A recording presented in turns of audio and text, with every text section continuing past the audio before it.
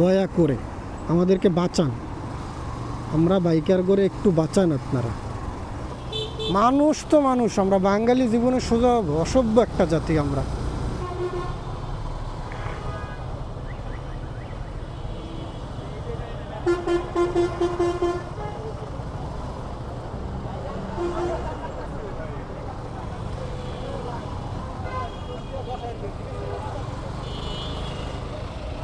প্রত্যেক দিন দুর্ঘটনা, আল্লাহ মাফ করো। এই রোডটা যে কবে ঠিক হবে, কবে যে ডিভাইডারগুলো দিবে, আর কবে যে রোডটা ঠিক হইবে, যেখান থেকে সেখান থেকে বের হয়ে দিয়ে দৌড়। মানুষ তো মানুষ, আমরা বাঙালি জীবনে সোজা অসভ্য একটা জাতি আমরা। যেখান সেখান থেকে বাইর হয়ে দেয় দৌড়, আর এরপরে বাইকওয়ালা ব্রেক না করতে পারে, বাইকওয়ালা যায় শেষ হয়ে। এখানে তো অনুমোদিত স্পিড 60 আছে না ভাই, আবার বাইকের স্পিডের কেউ দোষ দিতে আসেন না। এখানে অনুমোদিত স্পিড 60 আছে।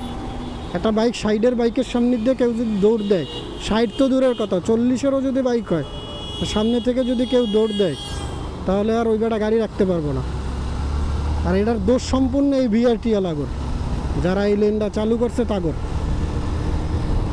লেনটার জন্য সুন্দর মতো ডিভাইডারের জায়গা করা, অথচ ডিভাইডার দেওয়ার কোনো খবর নেই। কী কারণে কী করতেছে জানি না, আপনারা জানেন কি না জানি না। এই বিআরটি লেন পাকিস্তানে তৈরি হয়েছে 2.5 বছরে, আমাদের থেকে বেশি। 27 কিলোমিটার জায়গা, 27 কিলোমিটার জায়গা পাকিস্তান তৈরি করছে 2.5 বছরে। যে পাকিস্তান আমাদের থেকে অনেক পিছিয়ে, সেই পাকিস্তান তৈরি করছে 2.5 বছরে। আর আমাদের দেশে জানেন 2022 সালের ইনফরমেশন অনুযায়ী এটা 13 বছর ধরে কাজ চলে, অথচ এখন পর্যন্ত কাজ শেষ হয়নি। বিআরটি বাস চালু হয়েছে, তাও এই যে আমাদেরকে ঢুকতে দিচ্ছে এই রোডে। এই রোডে তো আমাদেরকে ঢুকতে দেওয়ার কথা না, তাই না? এই রোড আটকাইয়া রোড করে ফেলাক, বিআরটি বাস ফুললি চালু করে দিই। একটার পর একটা অ্যাক্সিডেন্ট এই রোডে। মানে আমি যেহেতু ম্যাক্সিমাম ডিউটি আমার গাজীপুরের ভিতরে পড়ে, আমি এই রোডে প্রতিনিয়ত দুর্ঘটনা দেখি, প্রতিনিয়ত। এই যে ধরেন, এই যে গাড়িটা কতদিন ধরে এনে পড়ে রয়েছে, এই দুইটা গাড়ি কতদিন ধরে জানেন, এনে প্রায় 2 সপ্তাহ ধরে এই গাড়িগুলো পড়ে রয়েছে অ্যাক্সিডেন্ট করে। সামনে ওই পিছনে আর একটা রাই খেয়েছে বোটবাজার। সেদিনকে আমি দেখাইলাম, কালকে একটা দেখাইলাম দুর্ঘটনা। মানুষের জীবন মানে যতদিনে না যাইবে অনেকগুলা, ততদিন পর্যন্ত সরকারের কোনো হবে না। এটা তো আর সরকার কাজ করাচ্ছে না, এটা তো প্রজেক্টের লোকেরা কাজ করতেছে না। তাহলে সে কাজ শেষ করতে পারতেছে না কেন? কেন শেষ হচ্ছে না? কেন ডিভাইডার দিচ্ছে না? আমারে ঢুকতে না দেখ, আমার কোনো দাবি নেই, আমার কোনো সমস্যা নেই, আমি ওখান থেকে যাব। কারণ আজ হোক কাইল হোক আমার ওই রাস্তা দিয়ে যেতে হবে, আমি যাব। আর এখন আটকাই দিলে এখনও যাবো আমি। এই যে এখন এদিক থেকে ঢোকা যায় না, মানুষ যায় না, এই রাস্তা ইউজ করতেছে না মানুষ। একমাত্র যারা গাজীপুর থেকে ঢুকবে তারা ঢুকতে পারবে, এছাড়া মধ্যখানে ঢোকার আর জায়গা নাই। তারা কি যাচ্ছে না? ওই সাইডের রোড দিয়ে যায় না? অভ্যাস করতে হবে না? আপনারা করতেছেন না কেন? বন্ধ করে দেন না পারলে। প্রত্যেক দিন একটা না একটা দেখবই, প্রতিদিন ভাই, বিশ্বাস করেন।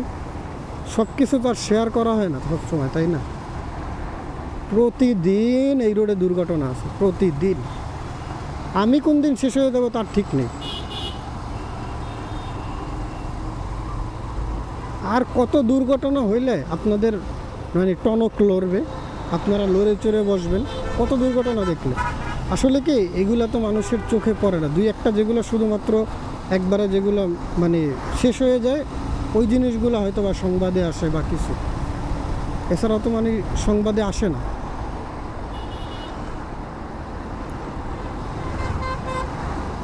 অ্যাভেলেবেল দেখতেছি ভাই, একদিন 2 দিন হয়তো বা ফাঁকা যাইতেছে, পরের দিন আবারও দেখতেছি যে সেম দুর্ঘটনা। যে জেব্রা ক্রসিং আছে, জেব্রা ক্রসিং ইউজ করান, বাকি জায়গায় আপনি ডিভাইডার দিয়ে দেন।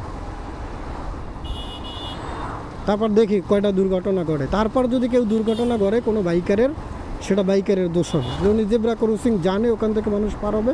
এখানেও কথা আছে, পৃথিবীতে যেসব দেশে জেব্রা ক্রসিং ছাড়া মানুষ পার হয় না, ওই সব জায়গায় জেব্রা ক্রসিংয়ের সিগন্যাল আছে ভাই। জেব্রা ক্রসিংয়েরও সিগন্যাল আছে, আমরা তো যেন জেব্রা ক্রসিংয়ে মানি না। সিগন্যাল তো বাপের বাড়ির দাদার বাড়ির সম্পাদক।